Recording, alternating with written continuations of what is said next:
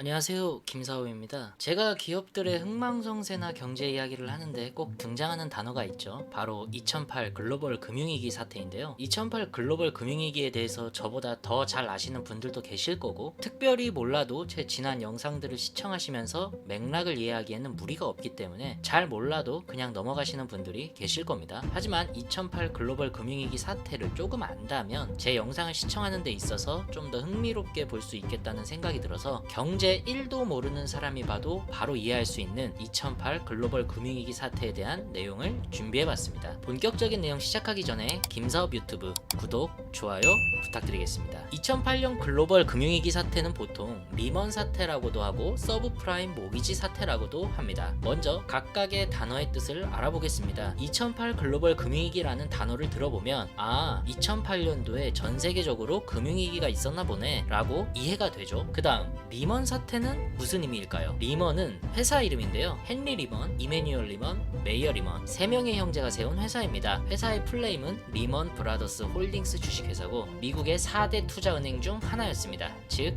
리먼 사태라 하면 이 리먼 브라더스가 망했다는 겁니다. 미국의 4대 투자은행 중 한 개가 망했으니 전 세계적으로 영향을 줬겠죠. 그럼 서브프라임 모기지 사태는 뭐냐? 서브프라임 모기지는 서브프라임 모기지 론을 살짝 줄인 말인데, 서브프라임은 신용 등급 중에 하나입니다. 한국에서도 신용 등급을 나눌 때 1등급, 2등급, 3등급 이렇게 하잖아요. 이와 비슷한 개념이라고 볼 수 있는데요. 프라임 등급은 재산과 수입이 안정되어 있는 고객 등급이고, 얼터너티브 A 등급은 프라임 등급에 비해 위험도가 있지만 갚을 능력이 되는 고객 등급이고, 서브프라임은 돈을 갚지 못할 확률이 높은 고객 등급을 일컫습니다. 즉 서브프라임은 신용 등급이 낮은 저소득층을 의미한다고 볼 수 있겠죠. 다음 모기지는 뭐냐? 주택 담보를 의미합니다. 론은 뭐냐? 대출입니다. 그러니까 서브프라임 모기지 론이라는 상품이 있는 건데, 이 상품은 신용 등급이 낮은 저소득층에게 해주는 주택 담보 대출 상품이라고 생각하시면 됩니다. 즉 이 세 가지 단어를 조합해서 생각하면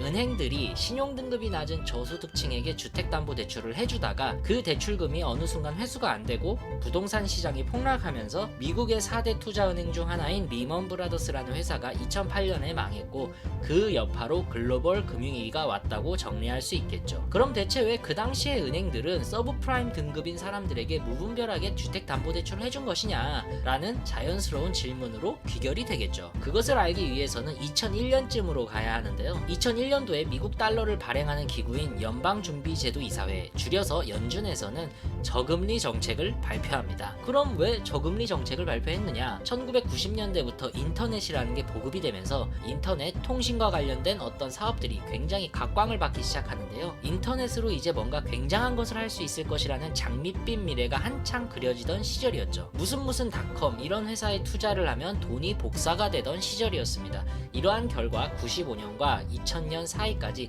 나스닥 종합지수가 400%나 상승합니다. 한국에서도 새롬 기술이라는 벤처회사가 재계순위 7위에 오르는 등 미국, 한국, 독일에서 특히 닷컴 버블이 아주 몰아치던 시절이었죠. 근데 이게 2001년도 들어서 시장이 붕괴가 됩니다. 왜냐하면 뭔가 시간은 흐르는데 생각한 것만큼 생산적인 결과물이 나오지 않았기 때문이죠. 미국과 전 세계적으로 닷컴 버블이 터지면서 경제가 휘청입니다. 그때 당시에 5조 달러가 나스닥에서 증발을 하는데요. 5조 달러면 한국 돈으로 6,591조 원입니다. 2001년도 당시 대한민국 1년 예산이 100조였거든요. 어느 정도인지 감이 잡히시겠죠. 자, 그럼 이렇게 경제가 개박살 났을 때 정부가 가장 먼저 취할 수 있는 조치는 뭐죠? 바로 금리를 내리는 것이죠. 돈이 시장에 돌아야 되니까요. 그래서 2001년 미국 연준은 금리를 2004년까지 내리는데요. 기준금리가 무려 1%대까지 인하가 됩니다. 보통 금리를 인하하면 대부분의 돈 있는 사람들은 은행에 쌓아뒀던 현금들을 인출해서 어딘가에 투자하게 되죠. 그리고 돈 없는 사람들은 대출을 내서 어딘가에 투자를 하게 됩니다. 그리고 보통 그 투자처는 부동산, 특히 주택에 몰리게 되는 경우가 많죠. 금리 인하로 인해 미국의 주택 부동산 시장은 활성화가 되기 시작합니다. 주택 시장이 활성화가 되니 주택 가격은 오르겠죠. 그리고 그 오른 주택 가격을 보며 더 오르기 전에 너도 나도 주택을 사려고 합니다. 샀다 하면 주택이 오르니까요. 자, 이렇게 미국의 부동산 시장이 2000년 중반까지 흐르자 미국 연준에서는 경제도 어느 정도 정도 회복됐겠다. 부동산 버블을 걱정해서 금리를 올리기 시작합니다. 보통 기준금리를 올리면 대출금리도 상승하면서 대출을 받는 사람들도 줄어들게 될 뿐더러 이미 대출을 받고 부동산을 산 사람들은 금리가 오르면 몇몇의 사람들은 높아진 이자를 감당하기 위해 부동산을 매도하기 시작합니다. 즉 주택에 투자하려는 사람들이 줄어듦과 동시에 다량의 주택을 보유하던 사람들도 필요 없는 주택을 높은 이자 때문에 판매하기 때문에 결론적으로는 부동산 가격이 떨어지게 되는 거죠. 근데 여기서 문제가 발생합니다. 미국 연준에서 기준금리를 올리는데 은행의 대출금리가 오르지 않는 거죠. 그 당시의 이유는 아무도 몰랐습니다. 왜냐? 금리라는 개념이 인류 역사상 도입된 이래 이런 적이 없었으니까요. 사실 나중에 밝혀진 가장 합리적인 추론은 이러했습니다. 이것을 이해하려면 대출 금리라는 것에 대해 살짝 이해해야 되는데요. 은행 대출 금리에는 국가가 지정하는 기준금리 포함 많은 것들이 영향을 미칩니다. 그 중에 가장 큰 영향을 미치는 것이 장기금리라는 건데요. 그럼 장기금리가 뭐냐? 통상 10년물 이상의 채권금리를 의미합니다. 그럼 채권이 뭐냐? 정말 쉽게 이야기하자면 차용증 같은 거라고 생각하시면 됩니다. 차용증인데 사고 팔 수 있는 증권식의 차용증이죠. 그리고 이 채권의 구성은 채권금리와 채권가격 둘로 나눌 수가 있습니다. 수요와 공급의 법칙에 의해서 채권의 수요가 늘어나면 채권 가격은 오르면서 채권 금리는 떨어집니다. 반대로 채권의 수요가 줄어들면 채권 가격은 떨어지면서 채권 금리는 오르겠죠. 그래야 채권이 팔리니까. 다시 정리하자면 기준금리가 오르면 미국 채권에 영향을 미쳐서 채권금리가 오릅니다. 채권금리가 오르면 장기금리가 오르고 장기금리에 영향을 받는 은행의 대출금리가 순서대로 오르는 거죠. 근데 이상하게 미국 연준이 기준금리를 올리는데도 불구하고 채권금리가 떨어지는 겁니다. 왜? 채권 가격이 상승하니까. 채권 가격이 상승한다는 건 누군가 미친 듯이 미국 채권을 산다는 이야기겠죠? 바로 중국이었습니다. 중국이 2000년대 중반부터 미국을 상대로 무역 흑자를 내며 급속도로 성장하며 벌어들인 달러로 미국채를 미친 듯이 사기 시작합니다. 안전자산으로 그만한 게 없으니까요. 미국 연준에서 기준금리를 올리는데 채권금리가 떨어지자 그 영향으로 은행의 대출금리가 떨어지는 기현상이 미국에서 발생하게 된 것입니다. 즉 기준금리가 오르는데 부동산 가격도 따라 올라가게 되는 현상이 발생하게 된 거죠. 자, 이만큼 내 집 마련을 할 환상적인 타이밍과 부동산 투자 타이밍은 없겠죠. 미친듯이 주택담보대출 수요가 증가하기 시작합니다. 처음에 은행들은 신용이 좋은 프라임 등급의 사람들에게 대출을 해주다가 주택 가격이 계속 폭등하자 서브 프라임 등급의 사람들에게까지 신용을 보지 않고 주택담보대출을 해주기 시작합니다.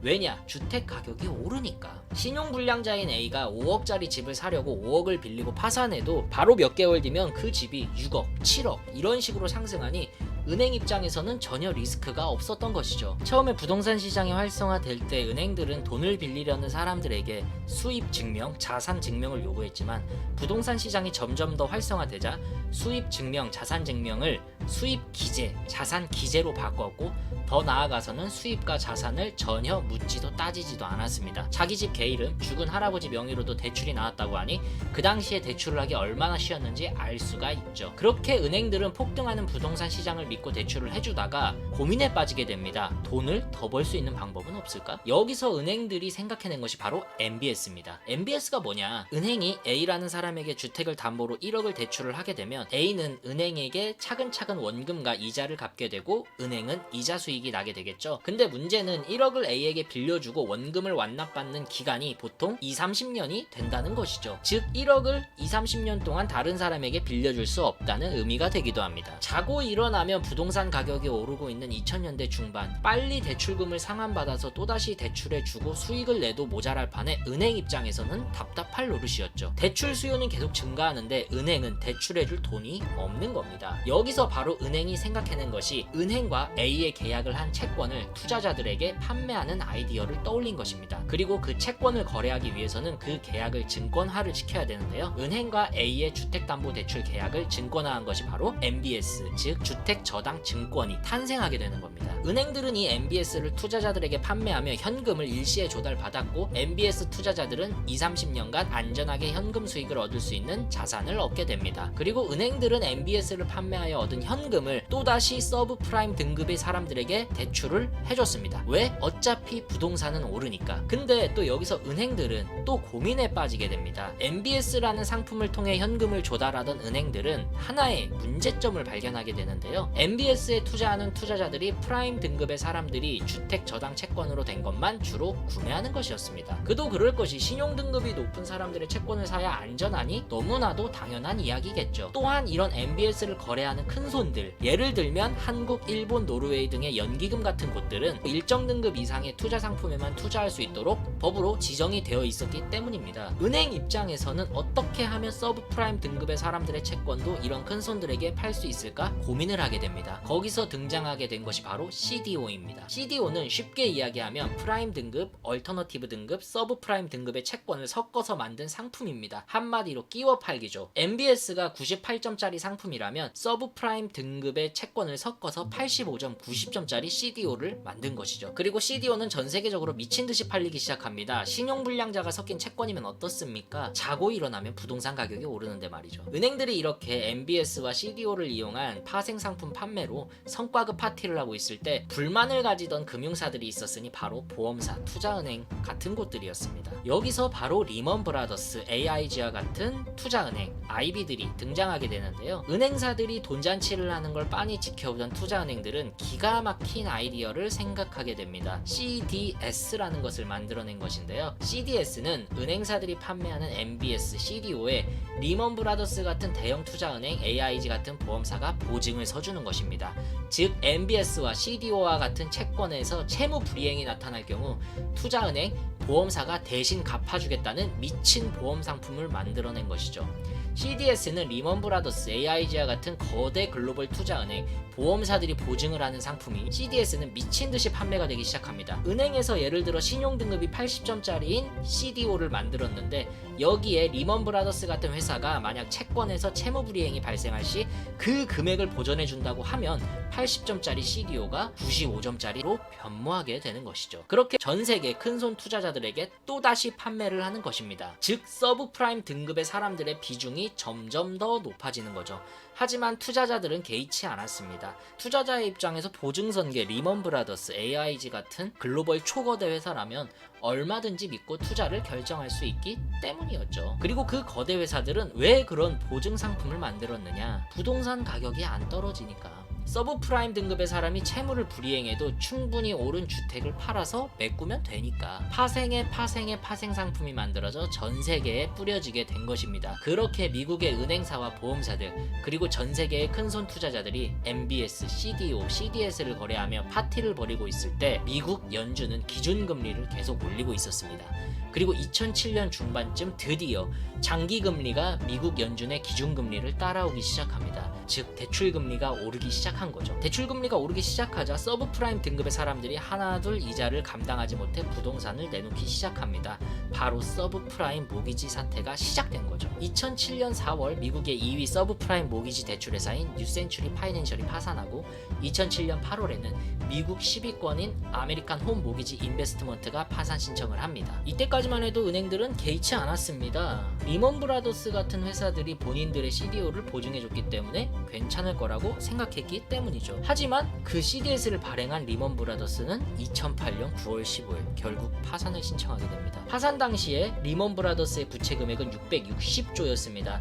당시 대한민국 주식 시장의 전체 시가총액보다 큰 금액이니 감이 잡히실지 모르겠습니다. 지금으로 쳐도 삼성전자를 포함한 시가총액 1위부터 10위까지 회사들의 시가총액과 맞먹는 금액을 떠안고 망해버린 거죠. 그리고 리먼 브라더스의 부채를 떠나서 전 세계의 은행들과 투자은행들 그리고 투자자들이 거래한 CDO와 그 CDO를 기반으로 한 파생 상품은 전 세계적으로 거래되어 그 피해 금액이 추산이 안 될 정도라고 하니 전 세계의 글로벌 금융위기를 초래하게 된 것이죠. 이게 바로 2008 글로벌 금융위기 리먼 브라더스 사태, 서브프라임 모기지 사태를 아주 쉽고 간략하게 줄인 내용입니다. 그리고 이 글로벌 금융위기를 극복하기 위해 미국은 달러를 무한정 찍어내는 양적 완화 정책을 벌이게 되고, 그 양적 완화 정책 때문에 비트코인 시장이 엄청나게 성장하게 되는데요. 이건 다음에 기회가 되면 이야기해 보도록 하고요. 리먼 브라더스 사태를 조금 이해하는 데 도움이 되었다면 김사업 유튜브 구독, 좋아요 부탁드리겠습니다. 이 영상을 보시고 저의 다른 영상을 보시면 더 흥미롭게 제 채널의 영상을 즐기실 수 있을 것 같습니다. 지금까지 당신이 몰랐던 사업 이야기 김사업이었습니다. 끝까지 시청해 주셔서 감사합니다.